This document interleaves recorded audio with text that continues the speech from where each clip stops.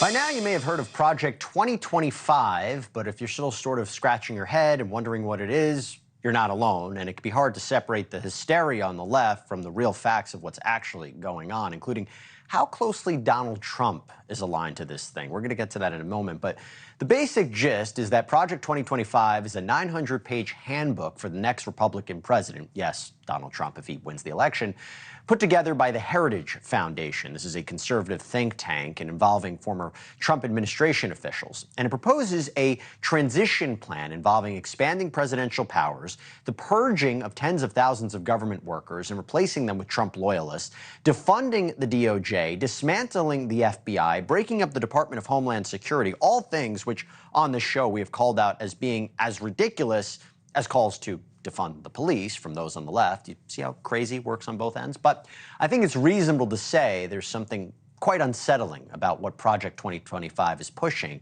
But there are still so many questions. For one, is this agenda really as closely linked to Trump as the left-leaning media would have us believe? And how realistic is it that any of this could actually happen? As Dan has said on the show before, there are a lot of problems in government, and change is certainly welcome, but Project 2025 seems to be as much about eliminating anyone who isn't loyal to the message as it is about changing government policy. And that's what's really concerning. It doesn't help that the leaders of the Heritage Foundation said this last week. We're in the process of taking this country back. No one in the audience should be despairing. No one should be discouraged. We ought to be really encouraged by what happened yesterday. We are in the process of the Second American Revolution, which will remain bloodless if the left allows it to be. Now, the left-leaning media latched onto those comments and hit the panic button, and so did the Biden campaign. It will mean the end of democracy. A MAGA World Manifesto and a vision of implementing a startlingly authoritarian form of the U.S. government. And the vision in many ways is a dark and an anti-democratic one. Project 2025 is the GOP's version of Mein Kampf. The difference is Mein Kampf is only 700 pages. Project 2025 is 900 pages. It wants to control all of our lives. Meanwhile, Donald Trump's distancing himself, writing on Truth Social, "I know nothing about Project 2025. I have no idea who's behind it. I disagree with some of the things they're saying, and some of the things that they're saying are absolutely ridiculous and abysmal. Anything they do, I wish them luck, but I have nothing to do with them." And other Republicans brushing away Project 2025 as ideas. Think tanks do think tank stuff. They come up with ideas. They say things. I like Heritage Foundation. I agree with some of the things they stand for, but there's a bunch of scholars and people that turn around and work on different projects. But our candidate for president is Donald Trump.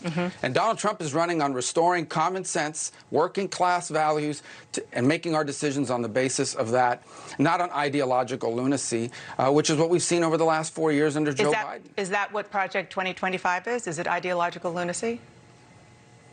No, I think it's the work of a think tank, of a center-right think tank, and that's what think tanks do. Well, we need an answer to this, and who better to bring on to talk about it than Michael Starr Hopkins. He's an attorney, Democratic strategist, host of the It Matters with Michael Starr Hopkins podcast. Michael, good to have you on. So, think tank or threat to democracy?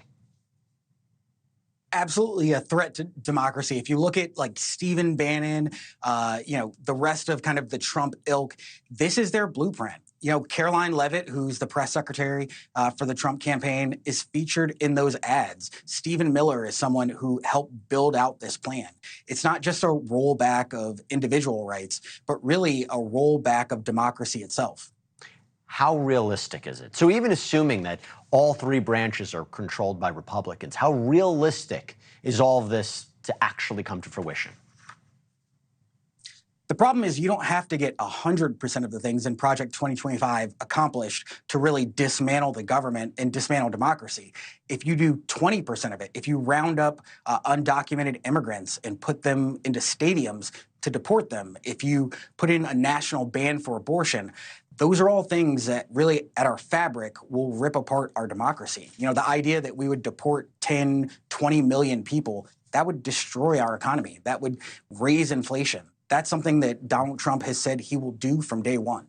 But my question is it unfairly tying Trump to this? I mean, you heard his response. And by the way, the president, this is number 3, Biden had a tweet reacting to Trump's post saying Trump is lying about Project 2025. It's his people, his plan, but it's your freedoms and future at risk.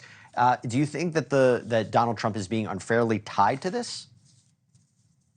No, not at all. I mean, we know that Donald Trump isn't really an ideologue. He surrounds himself with people who want to push an ultra-conservative agenda. And so look at the people who are working on his campaign. Look at the people who are running Heritage. It's a lot of the same donors. It's a lot of the same comm staff. And he's really building out his plan. You know, Charlie Kirk is running the Get Out the Vote effort for the RNC. Charlie Kirk is someone who came out today and said Project 2025 is the blueprint for a second Trump term. Thank you for watching. Go to newsnationnow.com to find NewsNation on your cable provider. And don't forget to click the red subscribe button below to get more of NewsNation's fact-driven, unbiased coverage.